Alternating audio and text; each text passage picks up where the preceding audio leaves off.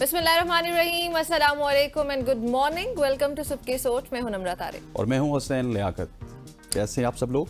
मैं ठीक हूं। निम्रा, आप अब भी ठीक सब हैं? लोग तो हमें बताने से रहे, मैं ठीक हूं। बहरहाल मैं अपना बता सकती हूँ। आप फीडबैक दे सकते हैं वो। हाँ, फीडबैक दे सकते हैं। आप कैसे? लेकिन आबादी बहुत ज्यादा होगी, लेकिन आबादी से पहले अगर मैं आपको बताऊं, कर्जा भी ज्यादा हो गया। अच्छा, हाँ, कर्जा ज्यादा हो? पाकिस्तान की बात हो रही क्या है? आपको इल्म है कि 2025 तक पाकिस्तान का कर्ज कहां तक पहुंचेगा? नहीं, मुझे नहीं पता। निम्रा, पाकिस्तान का कर्ज 2025 तक 79 ट्रिलियन तक पहुंच जाएगा। God, really? रियली? सच में? यस, ये नए आदाद 79 ट्रिलियन? जी जी। नाज़रीन, 2025 तक पाकिस्तान का कर्जा 79 ट्रिलियन। यार, ये तो बहुत बहुत ज्यादा। मतलब ले जाओ, रोड्स बनाई जाओ और उसके बाद रोड्स बन। सही बात है। वैसे आप आबादी की भी बात कर रहे थे। हाँ, कर्जा आपने तो वैसे कितने देने? आपका कितना बनेगा?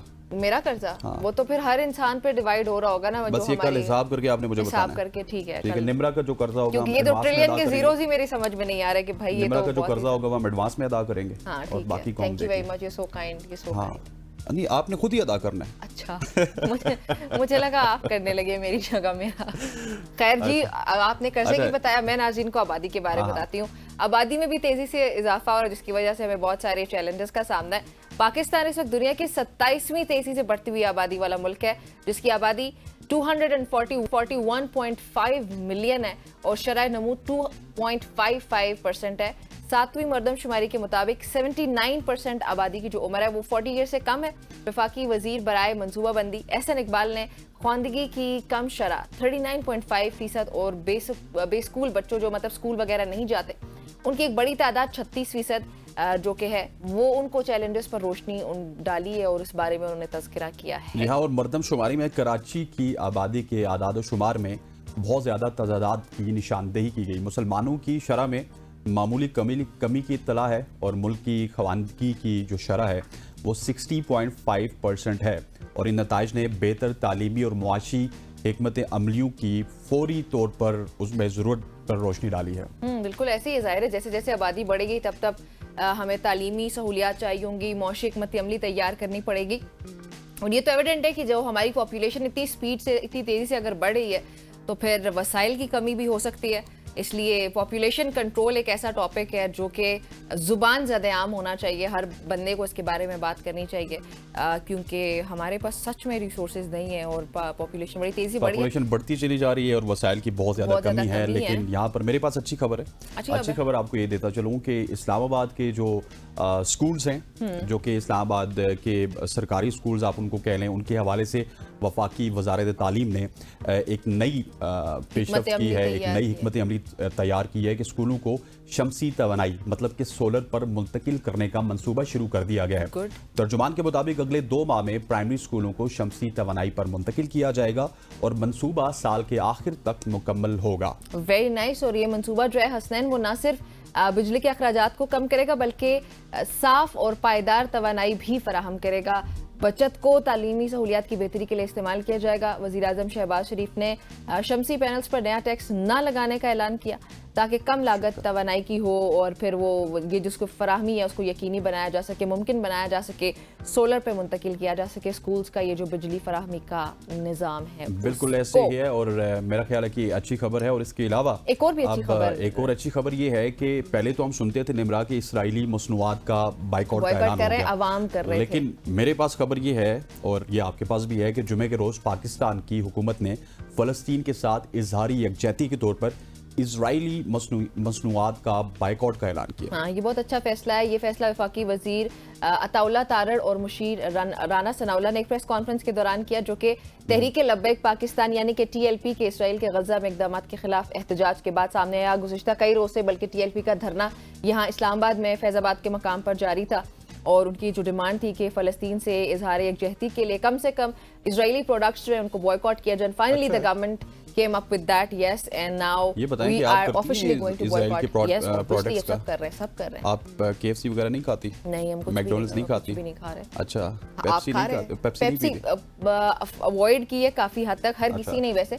उसके तो बहुत सारे अल्टरनेट्स भी आ चुके हैं। कोला नेक्स्ट लें। हाँ, कोला नेक्स्ट वगैरह और पाकिस्तानी कोई और भी ब्रांड्स हैं काफ़ी। आपने किया बॉयकॉट? नहीं, मैं तो बाइकॉट पे ही हूँ वैसे। हाँ, सब ज़्यादातर लोग जो है पसंद ही नहीं है इतना ज़्यादा, तो इस वजह से बाइकॉट करना पड़ता है। हाँ, ज़्यादातर लोग वैसे भी बॉयकॉट करते हैं। खैर आगे बढ़ते हैं और अच्छी खबर से अब नहीं, मैं ये नहीं कहूंगी, लेकिन रावलपिंडी का रुख करते हैं जी। रावलपिंडी में नालालई पर वाक़े कटारिया पुल पर नस्ब सैलाब की पेशगी इत्तला देने वाला सिस्टम जो है वो चोरी कर लिया गया। यार देखिए, आप अपनी आवाम का हाल देखिए कि ये इतना सेंसिटिव मैटर है जिसमें सैलाबी सूरत हाल के लिए एक आला लगाया हुआ है जो कि चाइना की जानिब से गिफ्ट दिया गया था और जापान की जानिब से, बैग यू पार्टन, लेकिन उस गिफ्ट को भी आपकी आवाम ने चोरी कर लिया। और ये बेसिकली रावलपिंडी इस्लामाबाद का एक सिस्टम चोरी नहीं हुआ, बल्कि ये नाला लई पे के साथ जुड़े हुए जितने भी घर हैं, पूरा रावलपिंडी इस्लामाबाद निमरा, उसमें रहने वाले आई थिंक लाखों लोग हैं जो इससे इफेक्ट होंगे। और अनफॉर्चुनेट है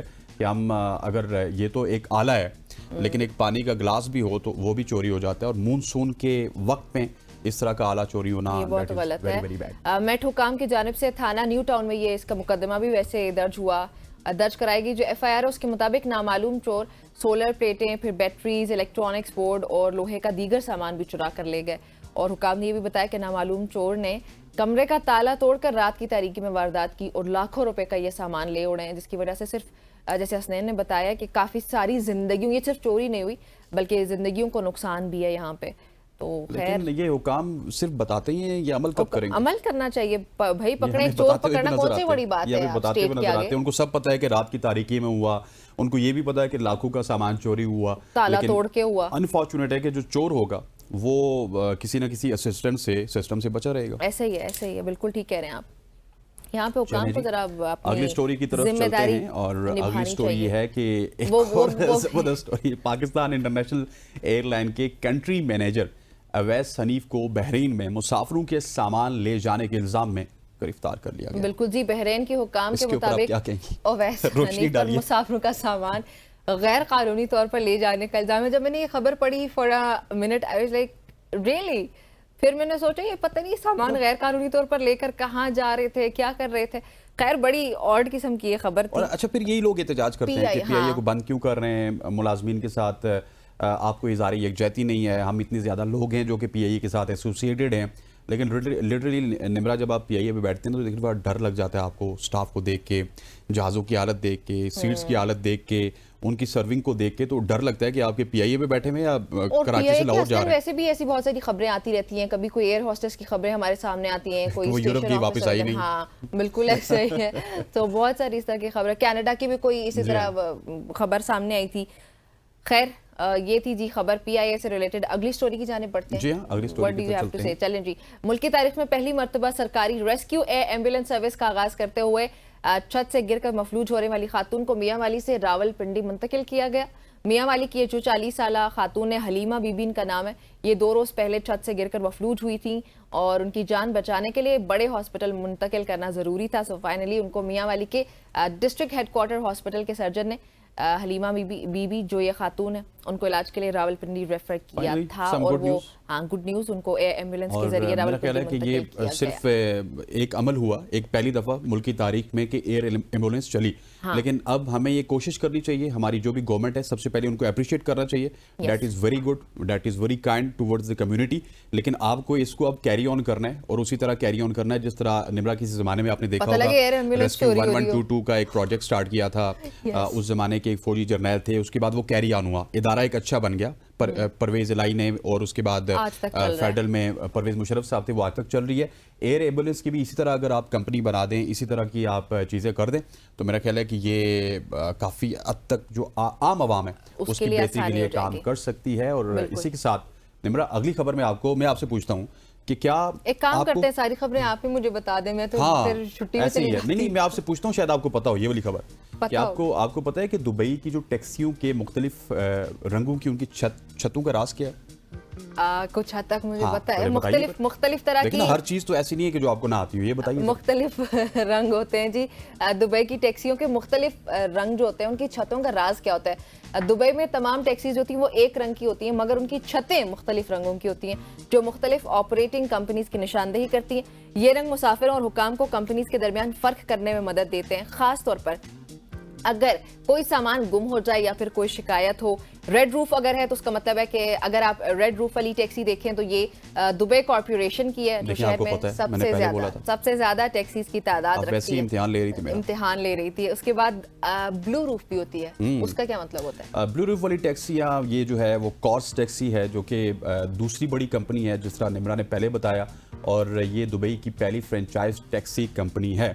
इसके अलावा ग्रीन रूफ कंपनी है। ग्रीन रूफ का निमरा आप बता दीजिए। मैं बता देती हूँ। ग्रीन रूफ वाली जो टैक्सीज होती हैं वो अरबिया टैक्सी की हैं, जो ज्यादातर हाइब्रिड गाड़ियों का इस्तेमाल करती हैं ताकि माहौल दोस्त रह सकें और एनवायरनमेंट फ्रेंडली किस्म की इनकी कार्स हैं, और ये होता है। उसके बाद अलावा एक जर्द रूफ भी होती है, नेशनल टैक्सी इसको कहा जाता है। नेशनल टैक्सी की जो टैक्सियां हैं उसकी जर्द छत वाली होती हैं, और ये दुबई और अबू धाबी दोनों में चलती हैं। 2 रियासतें हैं, एक दुबई एक अबू धाबी, वहाँ पे चलती हैं। और इसके अलावा ऑरेंज रूफ है जो कि मेट्रो टैक्सी की टैक्सियाँ जो कि नारजी छत वाली होती हैं, उनकी तादाद काफ़ी ज़्यादा कम है। उनकी तादाद कम है। फिर उसके बाद पिंक रूफ भी है हमारे पास।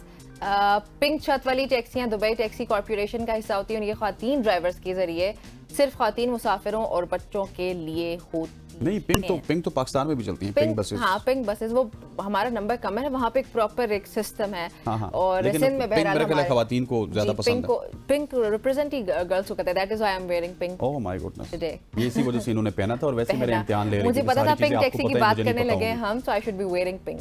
सही। तो ये थी जी डिफरेंट कलर्स की टैक्सीज, और इनका फिर क्या मतलब होता है ये हमने आपसे शेयर किया। ये जो वहाँ की अथॉरिटीज है ना, ये जो वहाँ की अथॉरिटीज हैं, जो पुलिस है, वहाँ की म्यूनसिपैलिटी है, उनको पता होता है कि कोई भी टैक्सी जा रही है फलां कंपनी से है, अगर उसने कुछ गलत कर दिया और वो एट ए टाइम पकड़ी नहीं गई, उन नंबर तो वो स्कैन कर लेते हैं, लेकिन उसके बाद उनको पता होता है कि किस कंपनी को हमने अप्रोच करना है, क्योंकि इतनी बड़ी 7 रियासतें हैं, उनमें डिफरेंट कंपनीज है। और ये सिर्फ दुबई में सिर्फ एक कंपनी इनकी चलती है, बाकी सारी दुबई बेस्ड हैं। अबू धाबी में अलग चलती हैं, अजमान में अलग चलती हैं, फुजीरा में अलग चलती हैं, रास अल खैमा में अलग चलती हैं। तो इस वजह से उनको ये रेक्टिफिकेशन करने में और आइडेंटिफिकेशन करने में आसानी हो जाती है। बिल्कुल जी। अच्छा, दुबई से अभी हम आपको लिए चलते हैं फ़लस्तीन। वहाँ पे खातून का एक शॉट है हमारे पास, पहले वो प्ले करते हैं, मिलके देखते हैं, उसको सुनते हैं, फिर उस पर डिस्कशन करते हैं।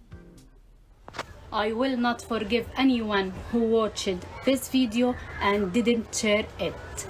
We in Gaza need all your support. I hope that my voice arrives to a larger number of people so I can help my children and my family who live in Tintest. I hope you help me in every way, like, comment, share and donate if you able. Please help us, my link in bio. Please help us. Please help us. जी, तो निमरा ने आपको ये video दिखाई, जो कि जिस तरह हमने फ़लस्तीनी प्रोडक्ट्स की बात की थी, वो तो हम बाइकआउट कर रहे हैं, लेकिन जो फ़लस्तीनी लोग हैं निमरा, उनके हालात बद से बदतर हैं। जिस तरह एक माँ को आपने देखा अपने बच्चों के साथ, वो पूरी दुनिया को रिक्वेस्ट कर रही है मदद की, लेकिन अनफॉर्चुनेट ये है कि अपनी मुसलमान मुल्क भी और जो गैर हैं वो भी इस वक्त फ़लस्तीनियों की हेल्प के लिए बाहर नहीं आ रहे। बिल्कुल ऐसे ही। और ये कोई पहली माँ की वीडियो हमने हस्तैन इस तरह की नहीं देखी, बल्कि इस तरह की बहुत सारी वीडियोस इससे पहले भी हमारे सामने इंटरनेट पे आती रही, जो कि बहुत वायरल भी होती रही। और ये एक और माँ है who just came up with her children, और वो ये रिक्वेस्ट कर रही हैं, सबसे ये दरख्वास्त कर रही हैं कि उनका साथ दिया जाए, डोनेट किया जाए। यहाँ पे अच्छा मुझे जो अफसोस होता है कि लेट्स से पाकिस्तानी अगर हुकूमत को कहीं पे कोई कुछ नहीं कर रही है, पाकिस्तान की होगी या किसी भी मुल्क की होगी, अवाम जो है वो बहुत जज्बा रखते हैं फ़लस्तीनियों के लिए, तो वो डोनेट करने का फायदा भी नहीं है। फ़लस्तीनी एक जर्नलिस्ट आए थे, तो उन्होंने कहा था कि आपने अरबों रुपए फ़लस्तीन के नाम पे इकट्ठे किए, लेकिन आपकी कोई भी प्रोडक्ट, कोई भी आपकी इमदाद, कोई भी आपकी चीज़ वो फ़लस्तीन का बॉर्डर क्रॉस नहीं कर रही। अनफॉर्चुनेटली ये हमारी गवर्नमेंट की जिम्मेदारी थी। ये जिम्मेदारी तो वो ले सकते थे ना कि आप कम से कम फ़लस्तीनियों तक ये चीज़ें तो पहुँचा दें।